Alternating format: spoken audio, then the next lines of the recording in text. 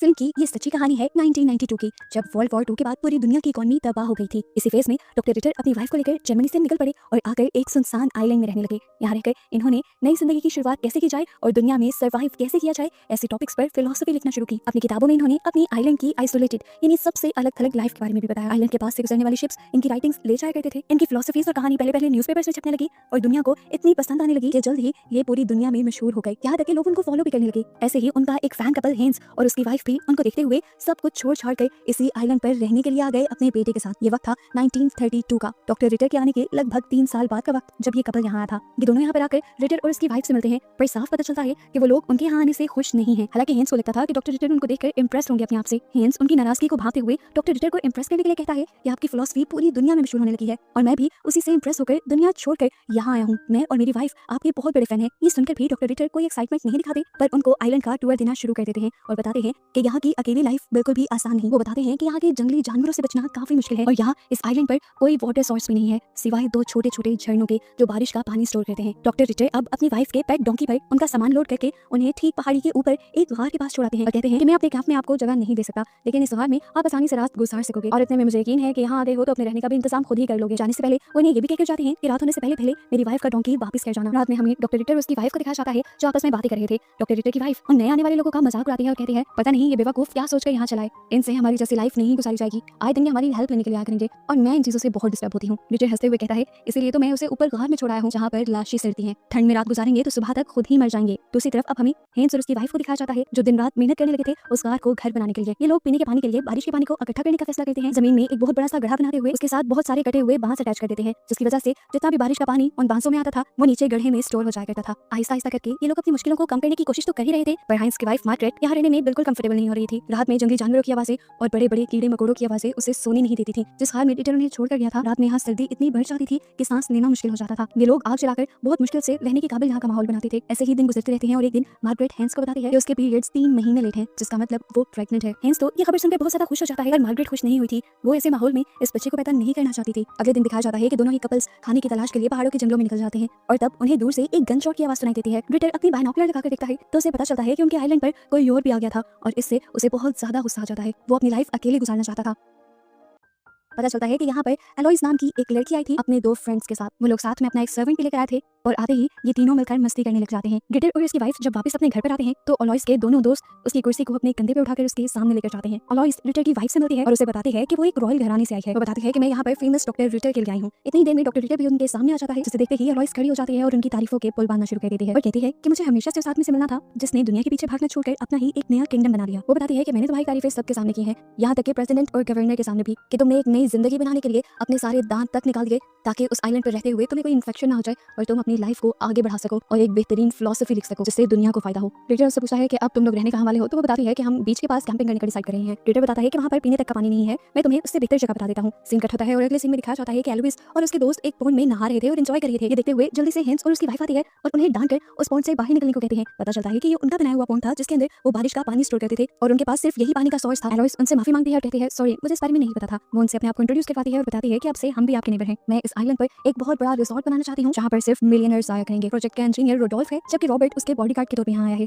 अब यहाँ पे एलोइस उसे कुछ लेटर्स देती है जिनमें से कुछ हाइंस के लिए थे और कुछ वो हाइंस को कहती है कि आपको ये डॉक्टर रिटर को देने हैं। हाइंस जब उसे डॉक्टर रिटर के पास लेकर आता है तो रिटर देखता है कि वो लेटर पहले से ही खुले हुए हैं। उसे गुस्सा आ जाता है और वो पूछता है कि एलोइस मुझे ये लेटर डायरेक्टली भी तो दे सकती थी। ये लोग हाइंस की बेइज्जती करते हैं तो हाइंस गुस्से में एलोइस के पास चला जाता है और कहता है क्या जरूरत थी तुम्हें वो लेटर मुझे देने की, तुम क्या हमारे दरमियान में लड़ाई करवाना चाहती हो। तो एलोइस कहती है रिटर ने भी तो ऐसे ही किया, तुम्हारे और हमारे दरमियान में लड़ाई करवाने के लिए तुम्हारे वाटर सोर्स को पूल के तौर पर हमें बताया जहाँ हम जाकर एंजॉय करने लगे। हाइंस उसकी बात सुनकर खामोश हो जाता है क्योंकि वो पहले से ही जानता था कि डॉक्टर रिटर अक्सर ही उन्हें परेशान किया करते थे। कुछ दिन बाद हमें दिखाया जाता है कि हाइंस और उसकी वाइफ अपना घर बना रहे थे, यहाँ पत्थरों को जोड़ जोड़ कर। इतने में एलोइस और उसके दोस्त भी उन्हीं के घर के पास आ जाते हैं और बताते हैं कि हम यहाँ करीब कैंपिंग करने वाले हैं क्योंकि बीच साइड पर जहाँ हमने कैंपिंग की हुई थी वहाँ पर बहुत ज्यादा गर्मी रहती है। एलोइस उनसे कहती है कि हम आप लोग को बिल्कुल डिस्टर्ब नहीं करेंगे और जब हमारा रिजॉर्ट बन जाएगा तब हम यहाँ से चले भी जाएंगे और ना ही आपका वाटर सोर्स ज्यादा दिन तक इस्तेमाल करेंगे क्योंकि जल्द ही रोडोल्फ जो कि एक इंजीनियर है यहाँ पर एक नया वाटर सोर्स ढूंढ लेगा। कई दिन गुजर जाते हैं, रोडोल्फ दिन रात मेहनत करता है, खुदाई करता है, लेकिन उसे यहाँ पर कोई वाटर सोर्स नहीं मिलता। और इस चीज से वो बहुत ज्यादा फ्रस्ट्रेटेड हो जाता है। गुस्सा ज्यादा उसे इस बात पे भी आता है कि वो अकेला ही काम करता रहता है, जबकि यहाँ पर अलॉयस और रॉबर्ट अपने एंजॉयमेंट में ही लगे रहते हैं। एक दिन उसे इतना ज्यादा गुस्सा आ जाता है कि वो अलॉयस और रॉबर्ट के प्राइवेट टाइम में जाकर उन पर गुस्सा होने लग जाता है। वो अलॉयस से कहता है,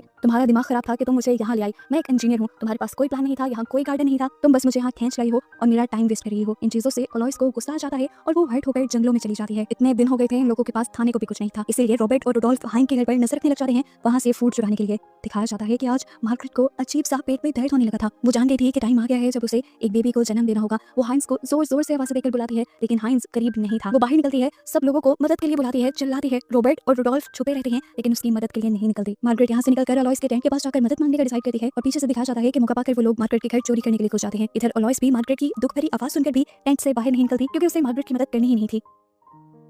मार्गरेट थकी हारी अपने घर वापस आ जाती है और उसके वापस आते ही रॉबर्ट और रुडोल्फ छुप जाते हैं, वो सारा खाना लेकर जो उन्होंने अभी चुराया था। मार्गरेट के पास अब कोई चारा नहीं था, वो न्यूज़पेपर जमीन पर बिछाती है और अकेले ही बच्चे को पैदा करने के लिए तैयार हो जाती है, जबकि दिखाया जाता है कि वो दोनों चोर छुपके से उसे देख रहे थे। आज उसकी गाय भी बहुत ज्यादा शोर करने लगी थी, जो गाय इन्होंने पिछले ही दिनों जंगल से पकड़ी थी, और ये गाय उन्हें अच्छा खासा दूध देने लगी थी। मार्गरेट जब उसे खाना दे रही होती है तो तभी शदीद दर्द होकर मार्गरेट की बॉडी से खून निकलने लग जाता है और खून की स्मेल सुनकर जंगली कुत्ते उस पर हमला करने के लिए आ जाते हैं। मार्गरेट के पास यहाँ पर कुछ भी नहीं था, एक ब्रूम उठाई वो इन सबसे बचने की कोशिश कर रही थी। एक तो दर्द और ऊपर से इस लड़ाई के दौरान भी कोई उसके साथ नहीं था। आखिर वो पॉइंट भी आ जाता है जब मार्गरेट बहुत ही ज्यादा निढाल पड़ जाती है। दूसरी तरफ दिखाया जाता है कि रुडोल्फ जाकर अलॉयस से कहता है कि तुम्हें उसकी मदद करनी चाहिए, लेकिन अलॉयस ऐसा करने से मना कर देती है। अलॉयस का सर्वेंट उसकी बेइज्जती पर गुस्सा हो जाता है और उसे कहता है, मुझे अभी फायर कर दो, क्योंकि मैं इस तरह की मुश्किल में किसी इंसान को नहीं छोड़ सकता और मुझे उसकी मदद करने के लिए जाना है। दूसरी तरफ दिखाया जाता है कि मार्गरेट का बेबी भी पैदा हो गया था और यहाँ जंगली कुत्ते उसे खाने के लिए बढ़े थे। इससे पहले कि कुछ भी बुरा हो जाता, हाइंस और उसका बेटा यहाँ पर पहुंच जाते हैं और वक्त रहते ही वो इन सभी कुत्तों को भगाने में कामयाब हो जाते हैं। आगे बढ़कर हाइंस देखता है कि उसका बेटा तो हेल्दी था, लेकिन मार्गरेट की कंडीशन बहुत ज्यादा बुरी हो गई थी। बच्चे को पैदा करने के बाद वो बेहोश हुई थी और उसके बाद अब तक उसे होश नहीं आ रहा था। हाइंस भागते हुए डॉक्टर रिटर के पास जाता है उनकी मदद लेने के लिए, लेकिन डॉक्टर रिटर भी उनकी कोई भी मदद करने से इनकार कर देते हैं। हाइंस अब टूट चुका था, उसकी हालत को देखते हुए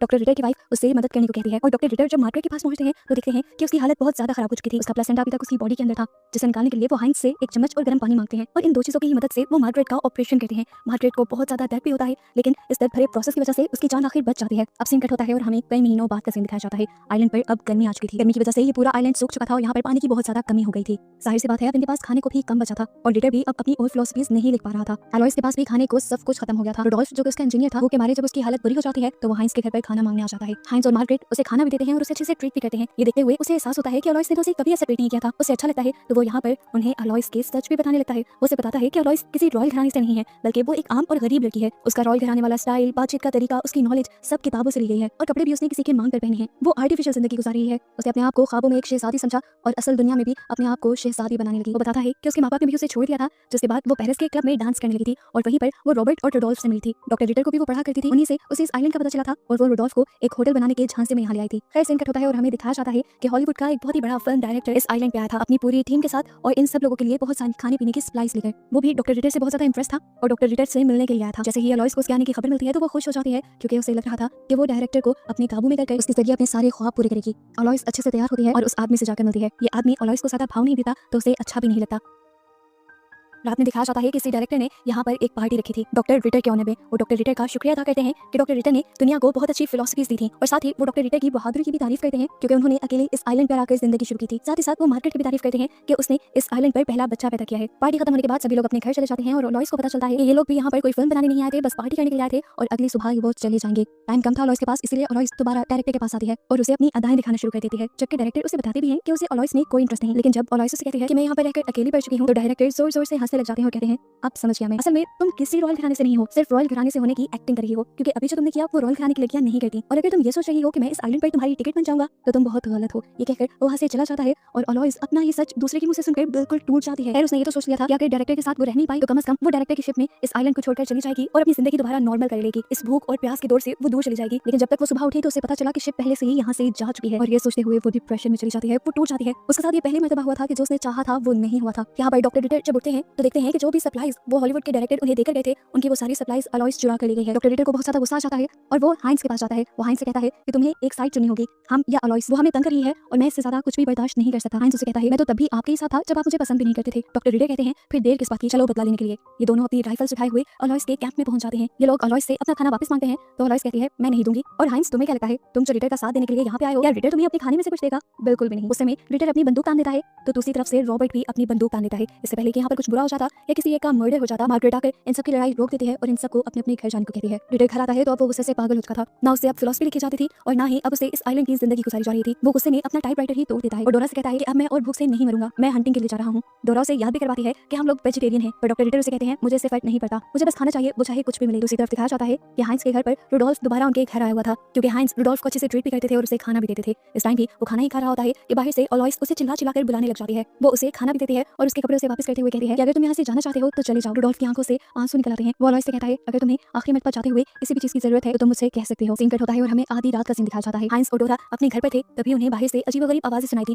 उन्हें लगा कि चोर आ गए हैं। वो चोरों को मारने के लिए बाहर निकले तो उन्हें कोई नजर नहीं आया। हाइंस ने हवा में ही गोली चला दी जो गलती से डॉक्टर रिटर की वाइफ की डोंकी को लग गई, जबकि चोर अभी भी बच गया। हाइंस परेशान हो गया था, इसलिए वो घर आ गया और उसने मार्गरेट से भी कहा कि हम इस बात का जिक्र नहीं करेंगे। दिखाया गया कि सुबह को जब डॉक्टर रिटर की वाइफ उठी तो उन्होंने देखा कि उसके सभी चिकन बीमार पड़ चुके थे और उसका डोंकी भी गायब था। अब रिटर की फैमिली लोगों के घर आ जाती है इन लोगों से पूछने के लिए कि आखिर उन लोगों ने तो वो सब नहीं किया, लेकिन हाइंस साफ मुकर जाता है कि उसे ना तो उनकी डोंकी के बारे में पता है और ना ही उनके चिकन के बारे में। इनकी बातों के दौरान ही ये नोटिस करते हैं कि कोई छुपकर उनकी बातें सुन रहा था। इन दो पार्टीज के अलावा यहाँ पर एलॉइस का ही ग्रुप था, तो ये दोनों समझ गए कि सब खराब होने के पीछे उन्हीं का हाथ है। ये दोनों ही अलोइस से बदला लेने की ठान लेते हैं और अपनी दुश्मनी को दोस्ती में बदल लेते हैं। इससे पहले कि ये अलोइस से लड़ जाते इन्हें रास्ते में रुडोल्फ मिल जाता है, जिसे जब ये दोनों मारने की धमकी देते हैं तो वो सच उगल देता है कि रिटर की वाइफ का डोंकी उसने ही अलोइस के कहने पर गायब किया था। वो इनसे माफी मांगता है और कहता है कि आइंदा मैं कम से कम ऐसा कुछ नहीं करूंगा, मुझे बस अब इस जहन्नुम से छुटकारा चाहिए। रिटर और हाइंस उसकी बात का भरोसा कर लेते हैं और ऐसे रुडोल्फ भी उनकी टीम का हिस्सा बनते हुए अलोइस से बदला लेने के लिए उनके साथ चला जाता है। वहां जाकर चिल्लाते हुए ये लोग अलोइस को बाहर निकलने को कहते हैं। उसकी जगह पहले रॉबर्ट निकलता है और आते ही उन पर हमला कर देता है। उसने रुडोल्फ को तो ऐसा काबू करके गिराया था कि वो उसके चुंगल से बच न सके और वो एक शार्प सी चीज रुडोल्फ के मुंह के अंदर भी स्टैब करने वाला था, पर उससे पहले ही पीछे से हाइंस उसका गला अपनी कोहनी में पकड़कर दबाते हुए उसे रुडोल्फ से दूर कर देता है और आखिर उसे स्टैब करते हुए मार देता है। उसके मरते ही अलोइस निकलकर बाहर आती है और आकर एक नया ड्रामा शुरू कर देती है। वो कहती है कि रॉबर्ट मुझे मारता था, मेरे साथ जबरदस्ती करता था, मैं जो कुछ भी करती रही उसी के कहने पर करती रही हूँ। वो हाइंस को गले लगाकर कहती है मेरा यकीन करो, अच्छा किया कि तुमने उसे मार दिया, अब मैं तुम दोनों को अपने रिजॉर्ट में बराबर का हिस्सेदार बनाऊंगी। हाइंस और रिटर जो उसकी हकीकत जानते थे उस पर यकीन नहीं करते और रिटर उस पर गोली चलाकर उसको भी मार देता है। उन्हें पता नहीं चलता कि ये गोली की आवाज इतनी जोर से गूंजी थी कि मार्गरेट ने सुन ली थी, पर यहाँ इन दोनों आदमियों ने इस गुनाह को अपनी वाइफ से छुपाने का प्लान किया और उन दोनों की लाशों को उठाकर पहाड़ी से नीचे समुद्र में गिरा दिया। जिसके बाद ये लोग एक प्लान करते हुए अगले दिन रुडोल्फ को अपने घर बुलाते हैं, जहां रुडोल्फ आकर इन्हें झूठी खबर देता है कि अलोइस और रॉबर्ट इस आइलैंड को छोड़ते हैं और जाते हुए ये लेटर भी देकर गए हैं। मार्गरेट को इसी बात पर यकीन नहीं आता क्योंकि वो जानती थी कि अलोइस कभी भी अपना सामान यहाँ छोड़कर ना जाती और उसने उस दिन गन शॉट की भी आवाज सुन ली थी और वो हाइंस को कह भी देती है कि मैं सारा सच जानती हूँ कि वो दोनों मर चुके हैं और उनको मारने के पीछे रिटर का हाथ है। वो हाइंस से कहती है आपको क्या लगता है रिटर आपका दोस्त बन गया है? नहीं, उसने आपका इस्तेमाल किया। जब पुलिस यहाँ इन्वेस्टिगेशन के लिए आएगी वो आपको फंसाकर हमें इस आइलैंड से निकाल देगा क्योंकि वो अकेला इस आइलैंड में रहना चाहता है। खैर दूसरी तरफ अब हमें रिटर की वाइफ को दिखाया जाता है जो रिटर के दिन ब दिन बिगड़ते हुए रवैये से बहुत ज्यादा तंग आ चुकी थी और वो आज रिटर से कह भी देती है कि मैं तुम्हें छोड़कर जा रही हूँ। वो से कहती है कि तुमने मेरी लाइफ तबाह कर दी है, तुम यहाँ पर फिलॉसफी लिखने के लिए आए थे लेकिन तुमने यहाँ पर नेबर्स को तंग करने की पॉलिटिक्स में मुझे लगा दिया। जबकि रिटर कहता है तुम्हें नहीं नजर आ रहा जो आज हमारी हालत हो गई है कम रिसोर्सेज की वजह से, वो इनकी वजह से हुई है। रिटर की वाइफ अब गुस्से में वहां से चली जाती है और रास्ते में उसे मार्गरेट मिलती है। मार्गरेट उसे बताती है आपको पता है कि अलोइस के साथ क्या हुआ है? अलोइस और उसके साथी को असल में रिटर ने मार दिया है। हालांकि रिटर की वाइफ रिटर से नाराज होकर आई थी लेकिन अभी वो रिटर के खिलाफ एक लफ्ज नहीं सुन पाती और कहती है मैं नहीं मानती, रिटर को मारपीट बिल्कुल नहीं पसंद। ये कहकर वो यहाँ से चली जाती है। जबकि दूसरी तरफ हमें दिखाया जाता है कि रुडोल्फ जो उदास समुद्र के किनारे बैठा हुआ था उसे समुद्र में एक बोट नजर आई। उसे फौरन उस बोट को रेस्क्यू करने का इशारा दिया। कैप्टन भी अच्छा इंसान था, उसने एक लाइफ रिंग दूर फेंका, रुडोल्फ तैरते हुए उस तक गया और आखिर इस शिप ने रुडोल्फ को रेस्क्यू कर लिया। रुडोल्फ की खुशी का ठिकाना नहीं रहा था। एक साल बाद वो इस जहन्नुम से निकल रहा था। रिटर भी उसको जाता हुआ देख लेता है और यही देखकर उसके जहन में एक नया आइडिया आ जाता है। वो बहुत ज्यादा खुश था। आज वो अपनी वाइफ को बुलाकर कहता है कि आज मुझे राइटिंग का एक नया आइडिया है और मैं आज एक जबरदस्त फिलोसफी लिख दूंगा। उसकी वाइफ भी ऐसा प्रिटेंड करती है जैसे वो बहुत ज्यादा खुश हुई है। वो कहती है क्यों ना इसी बात पर आज हम जश्न मनाएं। एक काम करती हूँ, मैं अपने चिकन्स का मीट बनाकर तुम्हें देती हूँ। रिटर भी मान जाता है और अपने काम में लग जाता है। हम देखते हैं कि रिटर की वाइफ अपने बीमार हुए चिकन्स का मीट बनाकर रिटर के सामने रख देती है और रिटर जब उस मीट को खाता है तो बहुत ज्यादा बीमार पड़ जाता है। उसका मुंह नीला हो गया था और साथ ही साथ पेट और पूरा जिस्म सूजने लगा था। उसकी बिगड़ती हुई हालत को देखकर उसकी वाइफ जल्दी से जाकर हाइंस और उसकी वाइफ को बुला लाती है। उसे देखते ही मार्गरेट समझ जाती है कि उसे फूड पॉइजनिंग हुई है। रिटर की हालत इतनी खराब हो चुकी थी कि वो बोल भी नहीं पा रहा था। वो बिल्कुल मरने की हालत में था और मरते हुए वो आखिरी लफ्जों में डोरा को बददुआ देकर जाता है। रिटर मर जाता है। ये लोग उसको यहीं पर दफन कर देते हैं और फिर काफी महीने गुजर जाते हैं। दिखाया जाता है कि पुलिस यहाँ पर इन्वेस्टिगेशन के लिए पहुंच चुकी थी। पुलिस आकर सबसे पहले हाइंस को पकड़ लेती है और हाइंस को एक शॉकिंग न्यूज़ ये देती है कि रिटर ने अपने पुराने लिखे हुए लेटर्स जो जर्मनी में यानी उनके मुल्क में भेजे थे उसमें उसने हाइंस पर इल्जाम लगाया था कि हाइंस ने अलोइस को मार दिया। यहाँ पर जब रिटर की वाइफ से भी इन्वेस्टिगेशन होती है तो वो भी हाइंस के खिलाफ ही बयान देती है। इन्वेस्टिगेशन जब मार्गरेट से की जाती है तो मार्गरेट इस इल्जाम से साफ इनकार कर देती है और कहती है कि हाइंस ने कुछ नहीं किया बल्कि उल्टा रिटर ने ही अलोइस को मारा है। और डोरा जो सारा इल्जाम हाइंस पे लगाना चाहती है वो तो खुद रिटर की किलर है। उस दिन रिटर फूड पॉइजनिंग से तो मरा था लेकिन उसे फूड पॉइजनिंग डोरा के खिलाए चिकन से हुई थी। मैं जानती हूँ कि मैंने डोरा को सारे चिकन हेल्दी दिए थे। वो हेल्दी चिकन आज भी डोरा के पास है और डोरा के जो चिकन बीमार हुए थे